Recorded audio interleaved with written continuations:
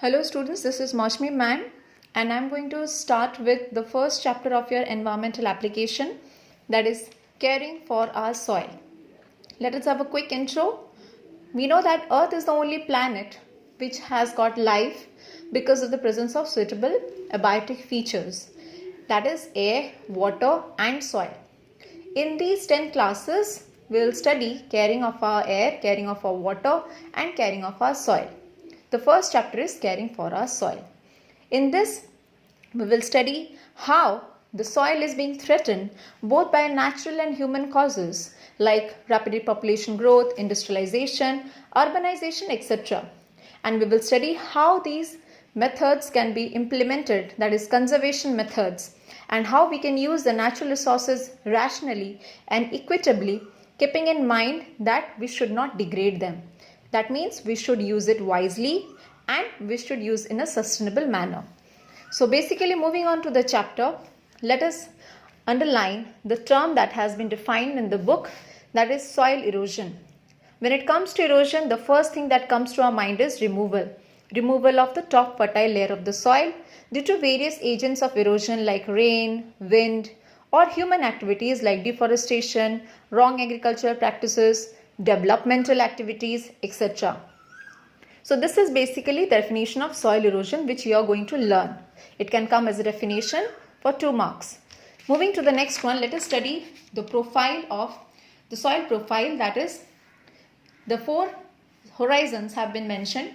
The first horizon, that is O, is rich in humus and it is the fertile layer of the soil.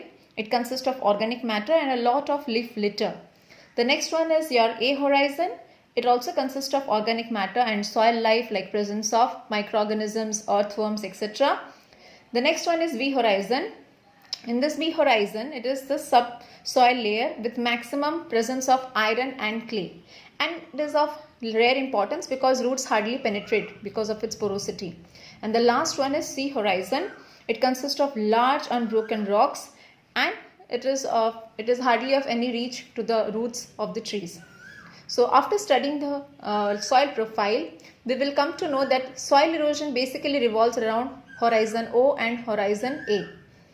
Now we will study the causes of soil erosion. As I mentioned here, the human causes and natural causes. So let us study the human causes. First one is deforestation. We know the term. Deforestation means removal of the top fertile layer of the soil.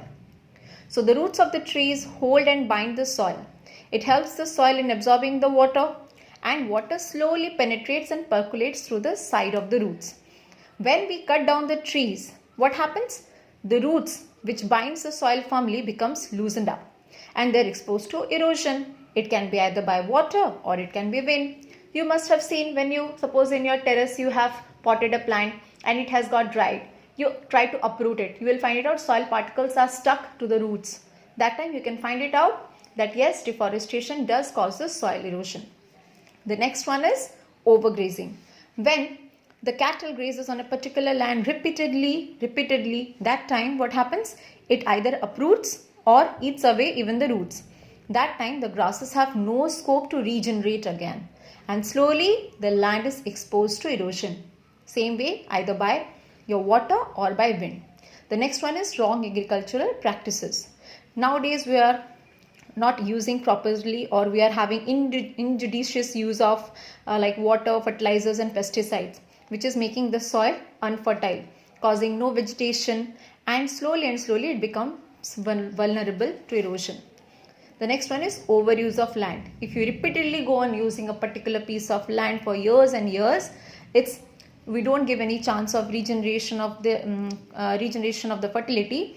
That time the soil gets exhausted of all the nutrients and years of fallow goes on. So it leads to again soil erosion. The next one is use of chemicals and pesticides. We all know that fertilizers of chemical origin and pesticides are not at all good for the soil. That is why we are now using what? We are using biofertilizers, right? Cow dung, manure, etc. These kind of fertilizers generally what makes? They makes the change in the pH level of the soil, which kills the microbes, which is again harmful. And with respect to that, what happens? If we use it in large quantities and for a longer period of time, it makes the soil quality totally unfit for vegetation and causes soil erosion. Okay, so these are the human causes. It will come as a long question, so you will study. You have to write down the heading and then you have to explain. You can explain in your own lines also, provided you have got environmental terms within it. The next one we are having is natural causes. We all know when it is torrential rainfall or heavy rainfall, it washes away the soil. We all have seen during heavy rainfall, there are craters formed in the soil or in your land, which is one of the reasons. Why so? Because heavy rains loosen up and remove the soil particles, and it causes small crater formation, ejecting the soil particles. Okay. The next one is your runoff. What is runoff? When rainfall exceeds then absorption. Right. For example, you take a bucket, a tub filled up with soil. You pour in it 1 glass of water. It will absorb. But if you pour 1 bucket of water immediately, what will happen? The soil particles will get loosened up and some may get also eroded. That is what runoff actually means. When the rate of rainfall exceeds the rate of absorption, that time water carries off the loosened soil particles, causing soil erosion. Okay. Coming to wave action. We all have visited seashores and all. That time when we stand on the seashore, what happens? The wave comes. As soon as it goes back, we feel there is craters beneath our sole of feet. Right? So that time it shows that wave action has also the capacity to remove the soil particles. That is also known as shoreline erosion, which is because of the tidal effect of the waves. The next one is movement of rivers. That is, movement of rivers can cause bank erosion, causing meandering. Meandering means what? Suppose the river is flowing like this. So when it flows, some amount of soil particles get deposited in the banks of the river. That changes the course of the river and the water gets flowed. While traveling by train, you can see in Mahanadi and all, you will find out some places there are heaps of sand and the other places it's like water. That is because of the change of the course of the river, nothing because of the soil erosion. The next one is your floods. We know that flood does cause soil erosion when large volume of water is being exposed. And the last one is your winds. Movements of wind causes soil erosion.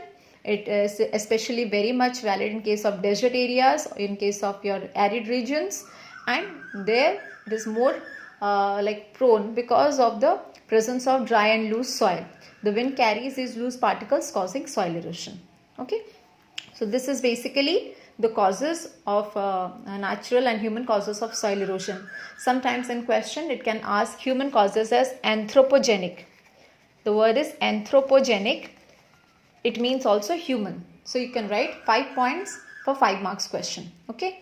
So the last one we will study here is the effect of soil erosion. What will happen if there is soil erosion? The first one is your reducing growth. Growth of what? Growth of plants. When the top layer of the soil is removed, there is loss of fertility of the soil, affecting the emergence, growth and the development of the crop. Okay. The next one is drought. When there is textural change in the water holding capacity of the soil, it is prone to drought or the soil becomes very dry enough. The third point we are having is navigation problem. The navigation problem arises because of the deposition of siltation or deposition of soil on the banks of the river. It affects the navigation of huge ships, etc. The next one is siltation. Siltation of water bodies is reason for flood. And it also affects the course of the river, and sometimes during heavy rainfall it causes immense flood also. The next one is generation of wasteland and desertification. Due to prone of erosion, the soil becomes a desert-like formation. In your key terms, the definition of desertification is given. You need to learn this definition because it has come earlier also. Desertification means it is degradation of land condition either in your arid or semi-arid, causing a desert-like formation. Okay, the soil becomes immensely dry. And the last one is loss of biodiversity. We know that soil is like a reservoir of biodiversity. It has got large species of insects, earthworms, snakes, microorganisms. So when the soil becomes dry, that time it makes unfit for sustaining the life of these organisms. Okay, leading to loss of biodiversity. So in the next class, we will study the soil conservation strategies. Okay, which is very important. and needs a detailed information. So in the next class, we'll study soil conservation strategies. Thank you.